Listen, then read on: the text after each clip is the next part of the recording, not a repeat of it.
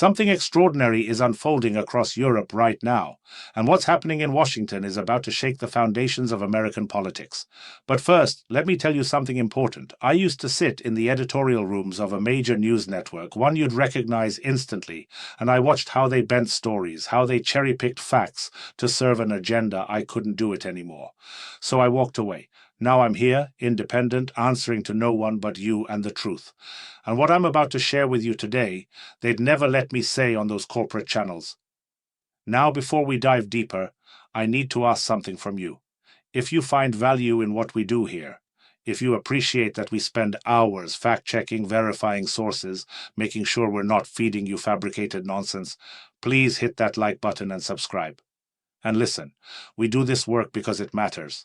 Because someone needs to cut through the noise. If you can, consider sponsoring this channel.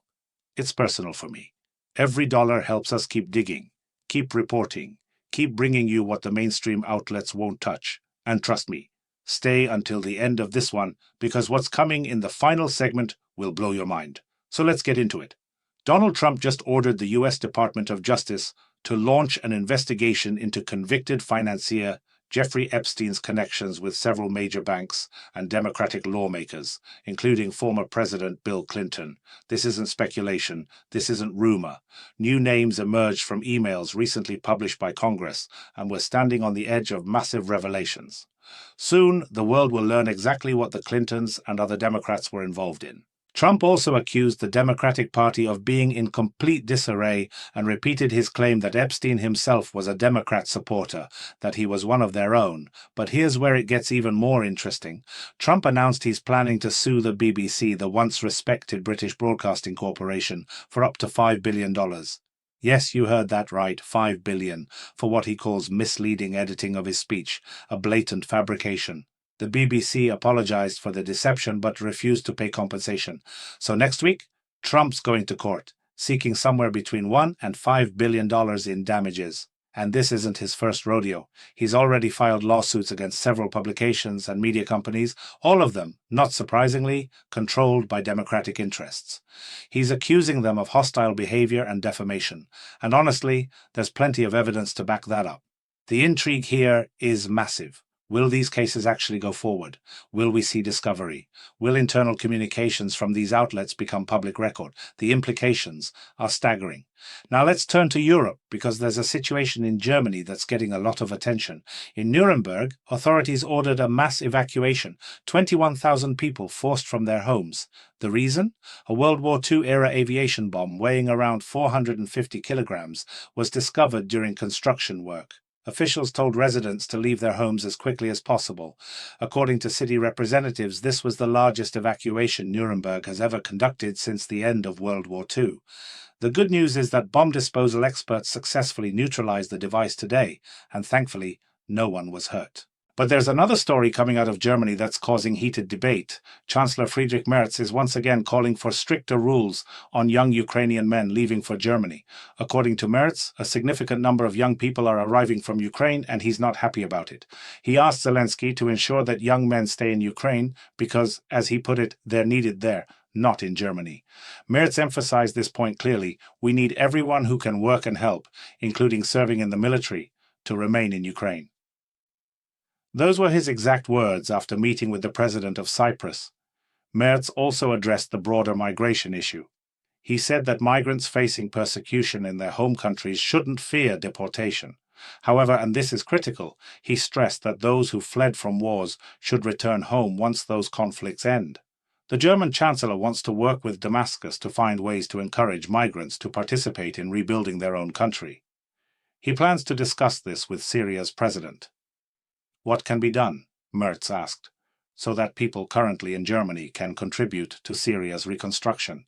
Many will be needed there, he declared, so they should have an incentive to return. But here's the nuance. Merz also emphasized that well-integrated migrants, especially those who've become doctors or work in other essential professions, are needed in Germany. They'll be allowed to stay if they're integrated and can support themselves and their families financially. So there's a sorting process happening here, a selection based on usefulness, if you will. It's a cold calculation, but that's the reality of European migration policy right now. Meanwhile, Poland just made a significant announcement. Polish President Nawrocki declared that Poland is providing assistance to Ukrainian refugees for the last year. That's it, one more year. According to him, after 3 years since the war began, the Ukrainian minority in Poland should be treated responsibly, but just like any other minority in the country, no special privileges moving forward. This represents a dramatic shift in Polish policy toward Ukrainian refugees. And speaking of Poland, the farmers are back in the streets. Yesterday saw a nationwide protest. Agricultural workers are demonstrating against, among other things, the Mercosur agreement with South American countries, a deal that everyone knows will improve conditions for South American farmers while devastating European ones. The leadership of the European Union is perfectly aware of this, including Ursula von der Leyen at the European Commission. They know exactly what they're doing. Protest organizers told local press that the situation in Polish agriculture is becoming increasingly difficult.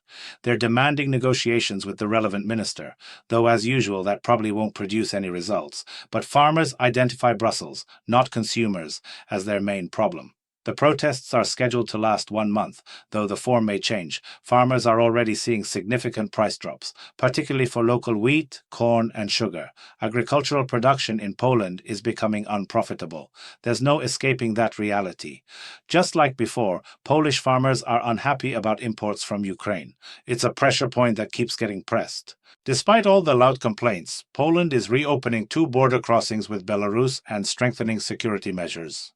Poland has long accused Belarus of luring asylum seekers into the country, then bringing them en masse to the border in an attempt to destabilize the situation. That's the official Polish narrative. Now, the massive 4-meter-high structure they built earlier on the border will be supplemented with barbed wire stretched in every direction. Materials for its construction are already being urgently delivered to the border. It's Fortress Europe in action. Over in France, despite President Emmanuel Macron's promises, and remember his approval rating is at historic lows, the stolen Louvre treasures still haven't been found. But authorities did manage to bust a gang of serial luxury bicycle thieves, arresting 5 people. According to investigation data, the group is responsible for 12 bicycle thefts across 12 different French departments. Investigators determined that the criminals entered through store roofs, then used a homemade fishing rod to pull out bicycles, preferring high-end models they could resell for big money. In one municipality on October 18th, 24 bicycles were stolen with an estimated value of €167,000. Now this story is being promoted in the media, but about the Louvre theft? Silence. Interesting priorities, wouldn't you say? It tells you something about what they want you focused on and what they'd prefer you forget. Now, here's something that should concern everyone. Trump's decision to stop funding the World Health Organization, the WHO, has created financial problems for them, and in this critical moment, with an impending budget deficit, large anonymous donations are suddenly flowing through the WHO Foundation. This is raising serious concerns about the organization's dependence on unnamed donors. Who are these people? Who's making anonymous donations? What's their agenda? Reports indicate that nearly half of all donations received by the WHO Foundation were anonymous and cannot be traced. Let that sink in. When they need to, they can trace anything, follow any money trail. But here, suddenly there's a problem. They can't figure out who's donating. Who is this explanation supposed to fool? Critics argue that the foundation allows funds to be used while bypassing normal accountability measures. This lack of transparency, especially given that almost half the donations are anonymous, could distort global health policy and hide conflicts of interest. People are now calling on the WHO to increase transparency to preserve its authority, which, as you know, was already severely damaged during the pandemic. There's an old saying, whoever pays the piper calls the tune. So the main question is, what are these secret sponsors planning? Who's paying? That question remains unanswered. The organization already took too much upon itself, dictating rules to countries. Now it's receiving funds from unknown sources and will presumably be promoting policies on behalf of those unknown benefactors. That's the world we're living in. So let me bring this all together for you. We've got Trump launching investigations that could expose decades of corruption, potentially implicating major democratic figures.